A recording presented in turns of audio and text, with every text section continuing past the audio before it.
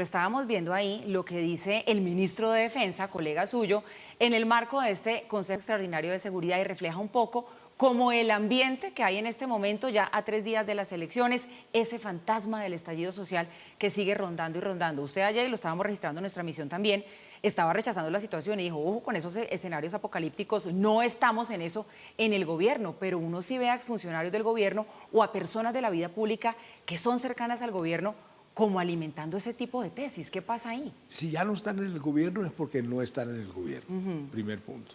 Segundo, rechazo, y creo que no han debido haber hecho de decir, y he escuchado frases peores, el salir a decir que como una especie de manipulación o amenaza de que va a haber un estallido social, y con base en unas frases que se dijeron desde la derecha, pero que no se han vuelto a decir. No estoy defendiendo ni estoy atacando a nadie, pero en un país en el cual estamos acostumbrados a matarnos, a buscar excusas para matar, tú no puedes jugar con eso, no te puedes meter en eso. En el siglo XIX hubo 7 guerras civiles, en el siglo XX hubo la guerra de los 1000 días, hubo la guerra de las guerrillas, los liberales y los conservadores se mataron literalmente, en el siglo XXI sigue la misma cosa. O sea, lo que le quiero mostrar es que este es un país muy violento como para que alguien esté jugando con eso. Si entiendo bien, ministro, las frases originales del entonces, pues en ese entonces dio las frases el candidato Abelardo de la Espriella de destripar a la izquierda o de que la izquierda radical es un cáncer que hay que erradicar. Esas frases las deberíamos dejar en el pasado y hacer una pausa y no empezar a invocarlas para en este momento decir que esto puede estallar en cualquier momento. Esa sería la primera salida que habría que buscar. La segunda, que no se repita. Y la tercera, que no vaya a haber una persecución por la identidad política a algunas personas. Pero lo que no se puede pasar es que desde ahora parecería estarse manipulando la situación que puede pasar el 21 de junio. Porque yo también tengo ciertos temores. Yo no creo, pues yo tengo mis cábalas de cómo puede quedar la elección. Pero si es muy reñida o llega a estar muy reñida, no nos digamos mentiras, vamos a tener problemas. ¿Cuáles son las cábalas? Perdón, Sí, Mauricio, ¿cuáles son las no cábalas? puedo decir, pues, ¿Esas sí no las puede decir? no las puedo ¿Se decir. meten problemas? Me meto en problemas. ¿Pero apretadito o no tan apretadito?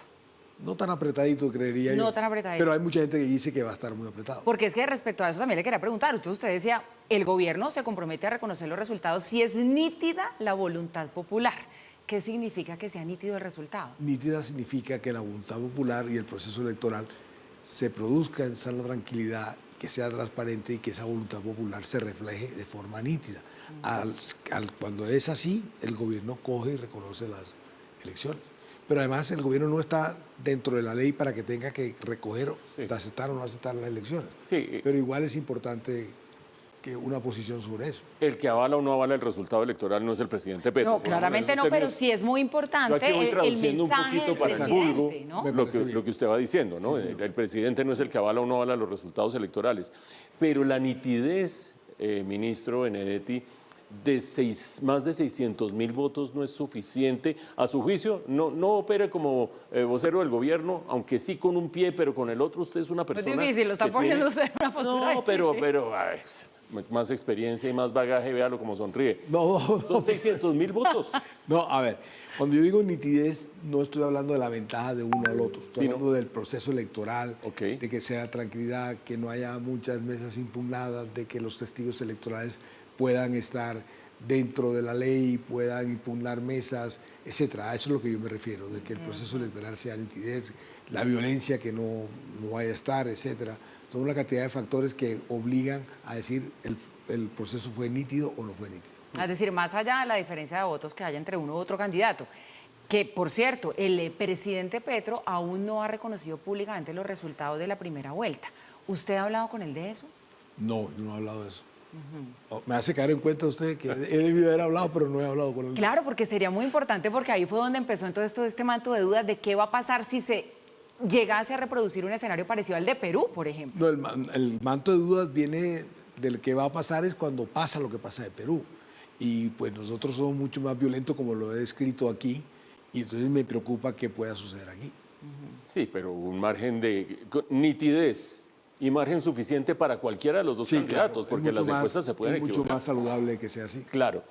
Ministro, Un punto son como 250.000 votos o algo así. exactamente. Más o menos. Puntos son como Entonces, si son 2 puntos, son 500.000 votos, ya con 2 puntos ya la cosa cambia. Apuntemos eso. 2 puntos de ventaja, 500.000 votos. Ya Casi las- Los cerca de votos más o 500.000. menos, la cosa cambia, sí. Ministro, usted que es toreado en tantas plazas, tiene ya un chip en la cabeza para no ir a incurrir en hablar mal de lo que no le corresponde de política. Pero le quiero preguntar algo, a ver usted por dónde le encuentra el ladito.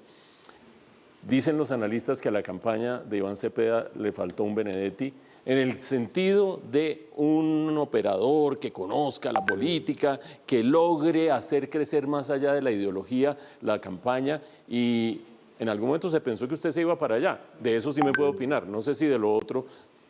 Yo nunca quisiera allá y quiero que me creas. Nunca me quisiera allá, ya me siento viejo para estar corriendo de un lado para otro, en campañas, en correrías. Y Se le cree todo, Estar ministro. asustado uno de que si se llena la plaza, no se llena la plaza, etc.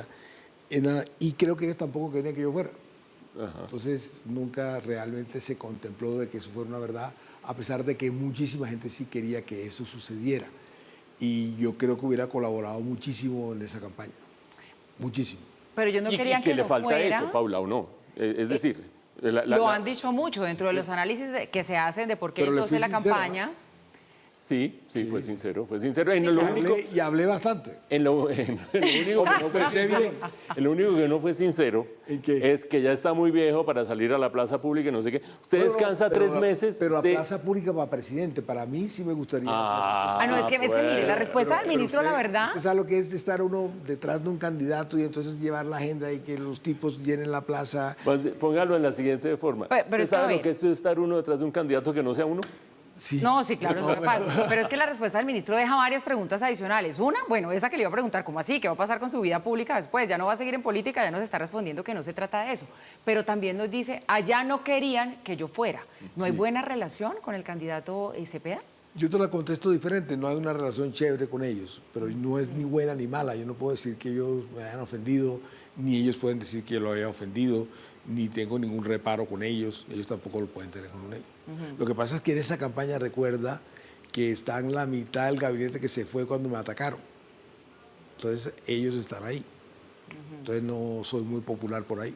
La cosa no iba a fluir muy bien. Y para aclarar, no se va a retirar de la vida política, ¿o sí? Los primeros 6 meses quiero mamar gallo. Yo soy buen mamador de gallo, yo soy buena vida, quiero hacer eso. Sí, sí, sí. Y después de los 6 meses, Pensemos en la alcaldía de Barranquilla. para ver la qué alcaldía de Barranquilla, sí, eso está bueno, más que eso se cantado. venía pasa. mejorando Miramos mucho. para ver qué hacemos. Más cantado que el himno anoche, ¿no? Eso sí. Sí, sí, sí. Bueno, ministro, mire, teníamos una noticia aquí de último minuto de lo que tiene que ver con lo que está pasando en el Congreso, ya que está en el cierre de las legislaturas y los proyectos que se hundieron. Se estaba hablando muy temprano de 3, uno que tiene que ver con esa ley de la jurisdicción agraria, también Ministerio de la Igualdad y la mesada 14 para los docentes. Pero entonces nos acaban de decir que el gobierno va a llamar a sesiones extraordinarias al Congreso. ¿No lo puede confirmar?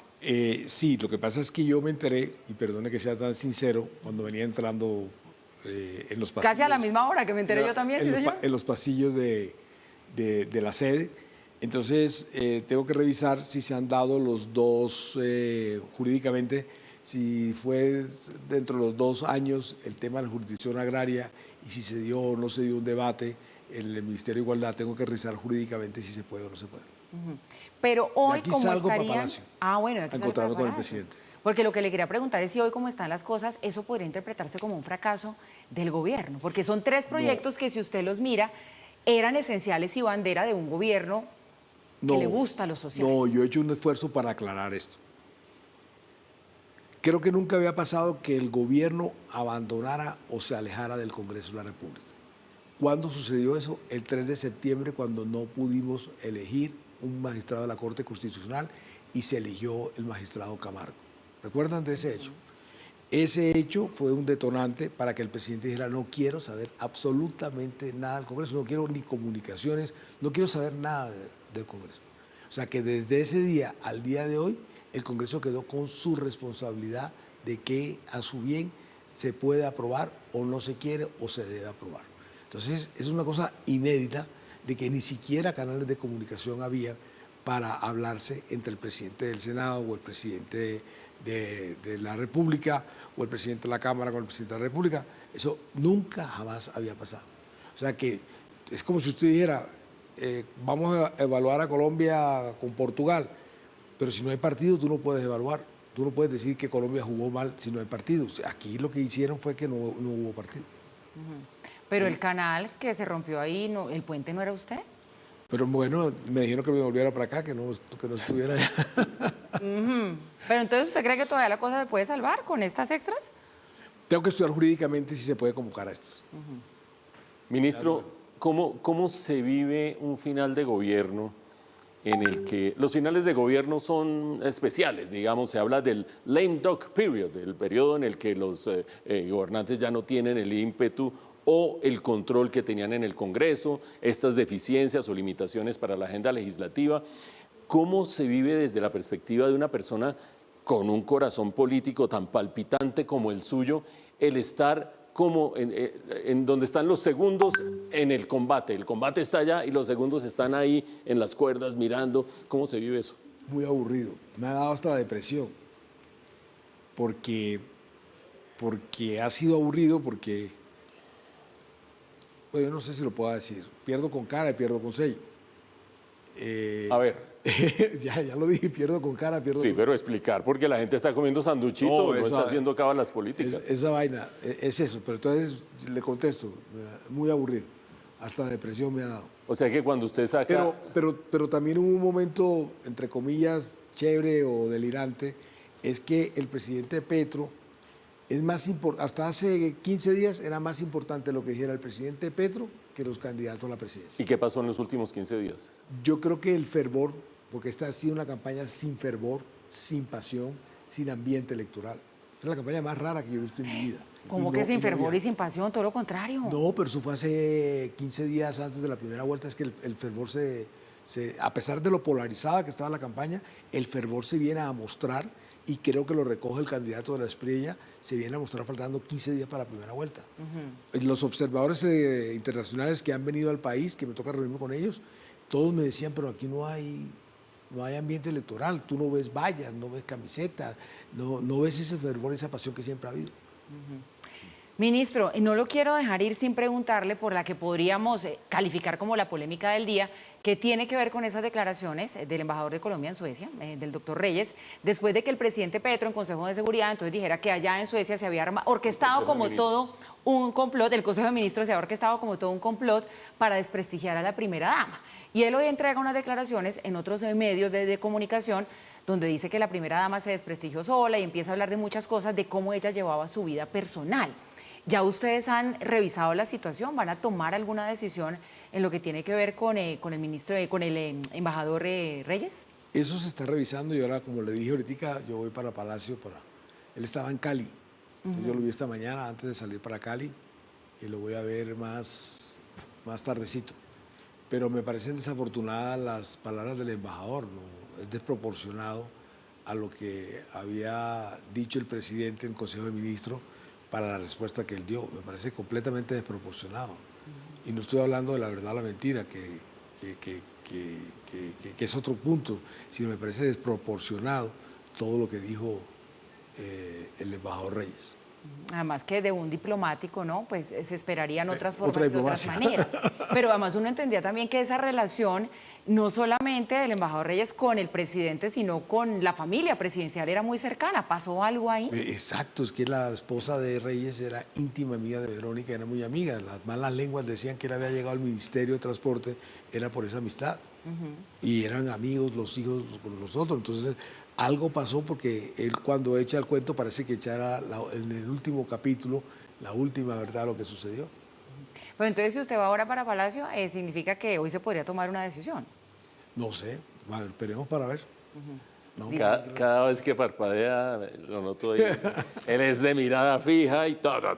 Difícil parpadea. sacarle chivas al ministro, ¿no? Cobarde. No, sí, Ahí vamos. Yo siempre doy chivas, siempre soy directo, siempre digo la verdad, hablo. Es más, mis problemas son por bocón. Bueno, la última oportunidad de Chiva. Usted en este gobierno ha estado como en el juego de las sillas. Primero el hombre clave, en la campaña, después como un patito feo, No, después... después me sacaron. Cuando me mandaron para Venezuela fue que me sacaron. Bueno, Sí, sí. bueno, patito feo, patito Sí, feo, después bien lejos por allá, Sí. sabroso, pero lejos, lejos. Sí, sí. Después viene nuevamente como Salvador, ahora deprimido y aburrido en un final de gobierno. No, pero no es un final. Estoy hablando es para los días de elección. Usted me Ok, preguntó, ok, listo. ¿cómo se ve usted que es activo para un día de elecciones como que es el 21, el domingo? ¿Cómo se ve usted? Digo, con depresión, Ok. aburrido. Uno siempre aprende, y aprende sobre todo cuando le tocan tantas vivencias en tan poco tiempo. ¿Qué aprendió usted en este gobierno de la política? A no pelear con la gente. A no ser... Yo cambiaría muchísimo mi vida es, por ejemplo, a no pelear tanto con la gente. El hecho de estar diciendo las cosas, las verdades o lo que tú crees que es verdad, es una cosa tonta. Porque hay mucha gente que tiene envidia sobre ti siempre y siempre van a aprovecharse para eso. Lo otro es no contarle los planes tuyos a nadie.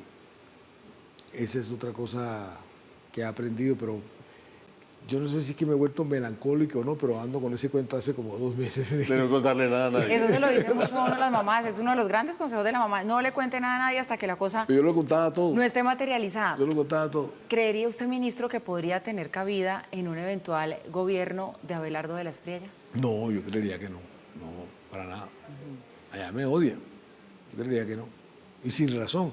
A mí la gente me odia a veces como si le hubiera quitado la mujer, como si le hubiera quitado un negocio. A mí, sin haberle hecho nada. Usted pregunta, hágame una lista de las personas que me echan vainas y no le he hecho absolutamente nada. Solamente porque sí, porque creen que soy creído, porque me las doy de no sé qué, etc.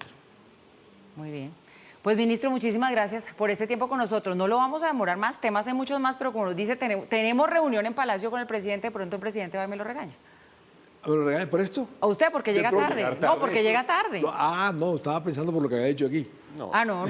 No, yo estoy pensando, cuando yo estoy hablando digo, ¿será que me regañan por lo que estoy diciendo? Ministro, muchas gracias por estar con nosotros hablando de todos estos temas que hoy le interesan al país de cara, repetimos, a 3 días de las elecciones y esperemos de verdad que todo transcurra en calma, como tiene que ser. Ese discurso que venga del lado del Ejecutivo también es muy importante para el ambiente que se vaya a sentir en el país. Pero ha sido así, ha sido así. Fíjese que si el presidente contesta es porque atacaron el gobierno y lo atacaron personalmente a él. Luego esa respuesta y hasta la Corte Interamericana de Derechos Humanos se habla de que tiene que ser subjetiva. O sea, si a mí me ataca a alguien en mi persona o en mi vida familiar, si yo respondo tiene que ser subjetivo, tiene que ser desde el punto de vista de la persona, no necesariamente tiene que ser desde el gobierno o como ministro. Ministro Armando Benedetti, gracias. De A nuevo, usted buenas noches. por la invitación. Nos vamos a una pausa y al volver regresamos con información de último minuto. Ya regresamos.